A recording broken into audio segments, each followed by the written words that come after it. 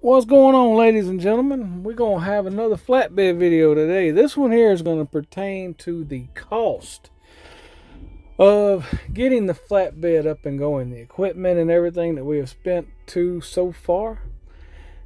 Now, when you go from dry van over to flatbed, it's not as easy as just buy a trailer and start hauling. Now, you're going to have to increase your knowledge and your skills just a little bit, because it's not they load the freight, you throw some straps on it and you go. It is they load some freight the way that you want them to load it, then you secure it with straps, chains, tarps.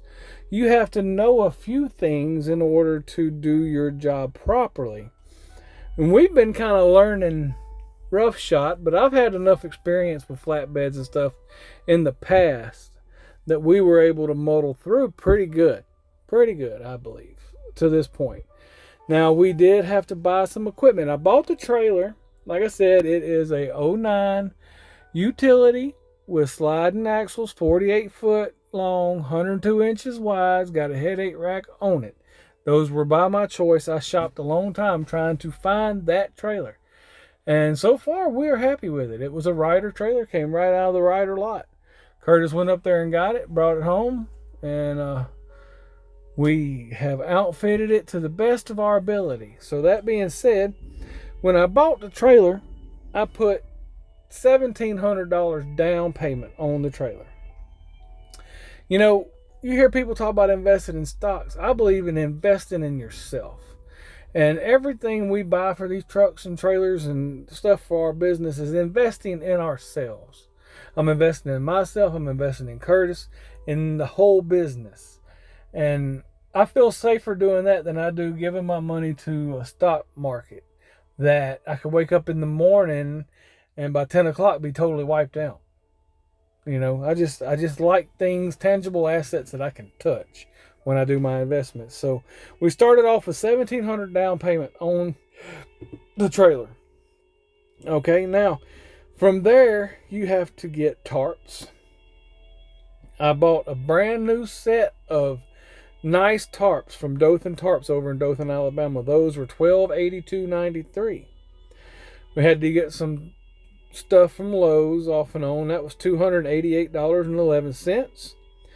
The feller that welded our first box together charged me $818. Now that's materials and everything.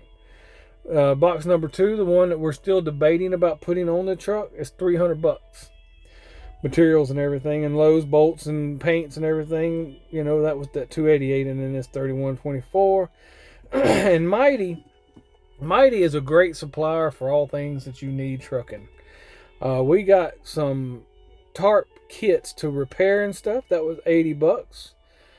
We had to do an ABS repair on that trailer, and that was at the TA in Fargo, I believe. $700.97. Another Mighty. This was for extra bungees and edge protectors. $418.75. Then we had tarps with bungees from Utility. Those were the 8-foot tarps, the big boys, $1,408. We had to do some brake repairs over at Fleet Services in Laurel, Mississippi. I like them boys over there.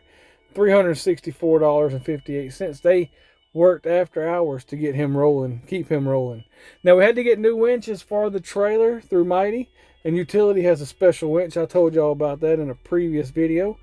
Those were $363.90. We got new straps and some big corner protectors. Those were $222.61. No, those were the little corner protectors and straps that Curtis got on the road. We got some more brick mesh at Lowe's, which when you haul bricks, if you don't have corner protectors, this was our first load. We had to have some kind of mesh because those bricks will come off and cause a mess. So that was $77.91. And then we had to do a trailer and truck inspection. That was $132.60. And finally, some straps some more bungees, and some tightening bars. That was $656.10. There was also a corner protector pole that you could raise those corner protectors up and put on top of your load without having to climb up on the load. Now that thing, it was cheap, like $30, but it's worth its weight in gold, ladies and gentlemen. It was really a good investment. Curtis loves that thing, and I would too if I was in his boat. But altogether, it was $8,846.70 to get the trailer up and running and confidently haul some loads. Now, we still have some things to buy for the trailer. Excuse me, I got a tickle in my throat. We have to get chains. And I've got some binders down here in my pa-in-law's shop we're going to use. But chains are kind of expensive. 20-foot, 3/8 inch chain with made in China, I believe what he said, was $165 at Truck Pro. We might have to go get one because we're going to take our first load with a chain on it Monday. It requires 10 straps and 1 chain and binder, and so it's a lot to take and put together and learn about this flatbedding. But you can avoid tarps pretty good if you have the right equipment. We've got 20 straps on the trailer. Now we're going to start getting into some chains. I wish I would have used the hard plastic boxes to save some weight on the trailer, because you want to stay where you can haul 48,000 pounds. If you can stay where you can haul 48,000 pounds, that's pretty much an industry standard out there on a 48-foot flatbed trailer. A lot of lumber loads, a lot of brick loads. There's so much different types of freight. We've had insulation loads that were super tall and huge, and hey, Curtis has got in there and he's enjoyed it, and he's made money. He's made good money in doing that as a driver.